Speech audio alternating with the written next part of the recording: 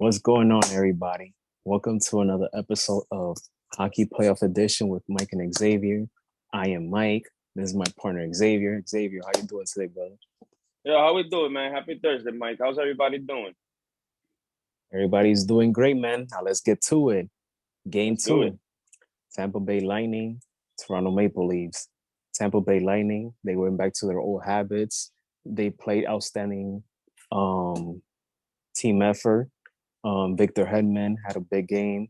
Everybody stepped up for Tampa Bay. Uh, the officiating was there, so. Um, Simmons took some unnecessary penalties. Power play was a big part of yesterday's game, and in terms of power play, Lightning went 3 for 7 in power plays. Maple Leafs went 0 for 4 in power plays. Austin Matthews, he had a quiet night. He didn't score, but he did had 2 assists and 4 hits. Um, Lightning won this game on block shots, 17-8. They won in power points as well, power plays. Um, but the Maple Leafs, they were trailing 5-1, and I did see some fight in them in the third period when they scored 2 goals, but it was too little too late. I felt that in the first period, when Tampa jumped 2-0, Maple Leafs had a chance to go 1-1. There's so many things that the Maple Leafs could have done better to make this, for them to come with a W, but the penalties, power plays, those things affected them. Yeah, one of the things that the things I wanted to cover and backtrack is on game one for Marner and Matthews. They combined for 6 points, and moving on to this game two, they both combined for 4 points. When it comes to the Leafs are when it comes to Mitch Marner and Austin Matthews, you're gonna see a lot of scoring from them and them assisting in a bunch of the plays, especially with that Michael Bunting goal with the first goal, his first game back since being hurt. That Michael Bunting goal, as you can see, Austin Matthews gritty to the point, giving that extra pass to Mitch Marner when Mitch Marner then passes it to Bunting for the goal that made it 2-1, if I'm not mistaken. So one of the things that I'm seeing that we have no regards whether Austin Matthews is not scoring or Mitch Marner isn't scoring. They're still there helping out with those assists, with those little apples, in order to stay in the game. When it comes to game one and the difference between game one and two, the Bolts just seem much more definer now. They refined whatever was wrong in game one. We saw a lot of grittiness. As you see, it wasn't as violent as game one. It didn't end in a violent way, but we're talking about a back-to-back Stanley Cup champion team here that could possibly go for three this year. And whenever they take a loss like that to Toronto Maple Leafs 5-0, you're going to get your answers back. They're going to answer back. They're going to hit you hard, and they're going to play smarter. Like as you mentioned, Victor Hedman. It's funny to me that how two defensemen open up the scoring for each of these teams in this series. The first goal for the Leafs this series was Muzzin game one. And then game two, the person who opened up the scoring for Tampa Bay was Victor Hedman. He had a great night last night, 4-point night, one goal, 3 assists.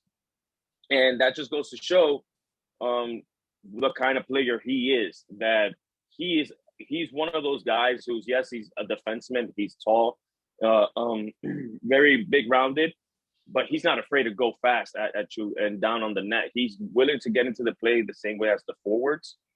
Um, Going into the power play, I am very amazed how you go 0 for 5 in game one, and game two you're 3 for 7. You do better than game one, but that just goes to show the resiliency of the Tampa Bay Lightning. Those guys know how to maneuver the puck around. Um, and that's what got them going over.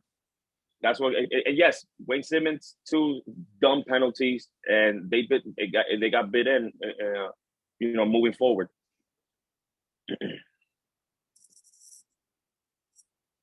Let's talk a little bit about Tavares. Okay. Correct me if I'm wrong. Isn't this the guy, the captain of the team, or am I wrong? Yes, he is the captain of the team. He is the captain of the Toronto Maple Leafs. The reason I'm asking this is because me personally, I could be wrong, but I didn't see no leadership on his part in game two. Okay. I didn't see the leadership there. Um, I feel that the Leafs should put him, Marner, and Lineander for game three.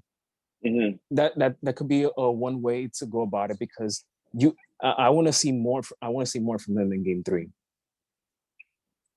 So, what do you think the Maple Leafs um, should do with Tavares, or what do you think Tavares is, or how will you grade Tavares in game two?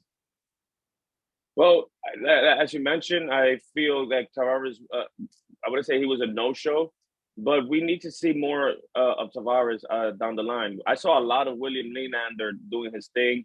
You're gonna get a lot of players from the Leafs who are willing to get gritty and show more leadership than the John Tavares. I would say John Tavares, he's a great player, not taking nothing away from him, but we need to see more involvement when it comes into trying to make plays, getting involved in the plays, and not just get on the ice for a shift. You can't just be allowing Austin Matthews and Mitch Marner to do everything for you. Um, he the Leafs in this series are better at faceoffs. In game one, they left 55.8% of the time. And last night, they left 55.2% of the time in the faceoff. Tavares is a great faceoff guy as well. So we need to see them being more involved in play as far as I'm concerned with John Tavares. I'm pretty sure that we're not in there in the locker room, expect hearing what he has to tell the team in between periods and whatnot. But I'm pretty sure that he's still playing that leadership role in the locker room. It's just we need to see it in the ice as well. We need to see him involved in the plays, in the assists, and on the power play as well. Need to see more from JT, Mm-hmm. picking up more of the boards, and I want to see more from them. I want them to be more aggressive, and because it can, like you said, it can just be Matthews and Marner. I want to see more from him. And yes, we don't know what goes in the locker room. We're not there, but I can only judge from what I see on the rink on the ice. So Mm-hmm. um, because great leaders, and I'm sure he is a great leader, but I feel like when your team um, is getting schooled, like the way they got schooled, because that's what really happened yesterday. They got schooled, and Yeah. they were out of focus in certain parts of the game. A leader, galvanizes his troops, you know, wakes them up and say like, we can't let them, just step all over us. But that goes to show that the Bolts gave them a taste of their own medicine. Yeah. They are two-time defending champions for a reason.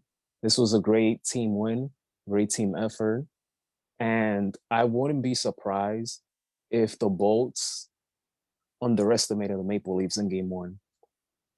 Game one, Yeah. yeah, Keep going. Game one was probably like a wake-up call for them, and say like, wait a minute, they haven't done squat. We're the defending champions here. So we can't let them give them any type of confidence whatsoever.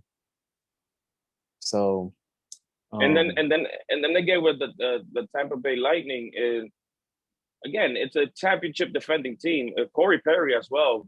He was the one who made the second goal for the Tampa Bay Lightning last night. And Corey Perry also has been, he could make some dumb plays here and there. He could be a little aggressive, but these are players who are on the third, fourth line, and they're still contributing to the scoreboard. Vasilevskiy lights out on goaltending. He could play a game with his eyes closed if he wanted to. He's just that good.